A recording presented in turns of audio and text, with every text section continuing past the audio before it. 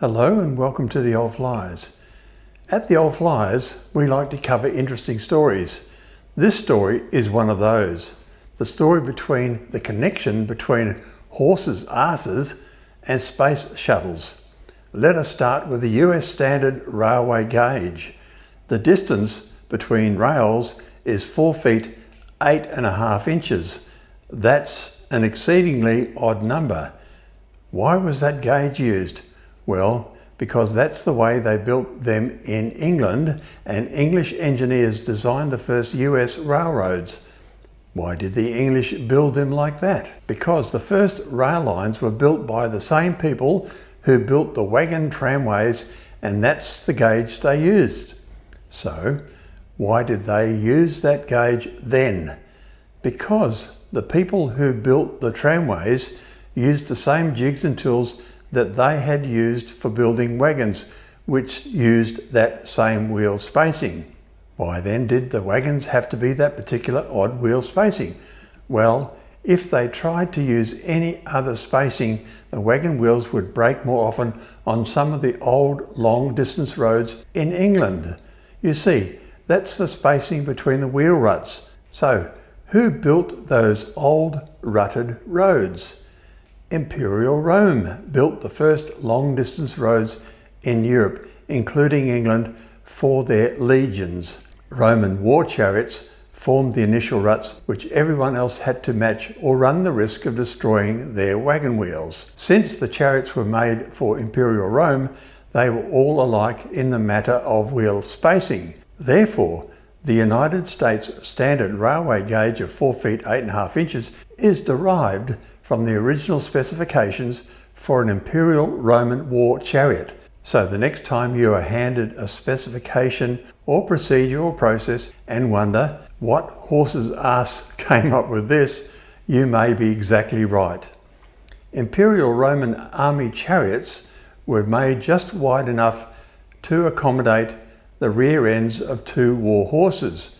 Now the twist of the story. When you see a space shuttle sitting on its launch pad, there are 2 big booster rockets attached to the sides of the main fuel tank. These are solid rocket boosters. And the handoff to Atlantis' onboard computers. Atlantis now in control of the countdown. T-minus 10, 9, 8, 7, 6, 5, 3, 2, 1, 0, and liftoff of Space Shuttle Atlantis on a mission to build, resupply, and to do research on the International Space Station. Journey to shore up the International Space Station. It's right now 6 miles in altitude, 9 miles downrange. Atlantis, go with throttle up. 10 seconds away from solid rocket booster separation.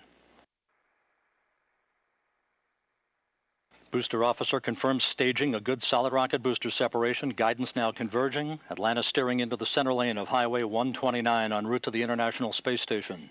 These boosters are made by Thekiol at their factory in Utah.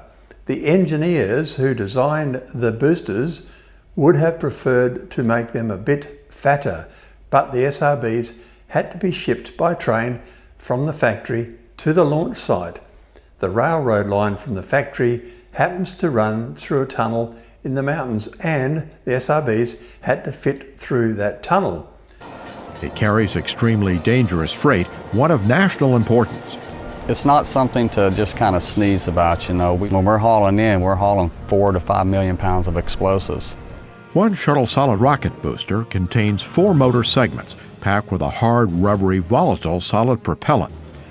Every space shuttle launches with 2 boosters, which give the vehicle the extra thrust it needs during the first 2 minutes of the climb to orbit.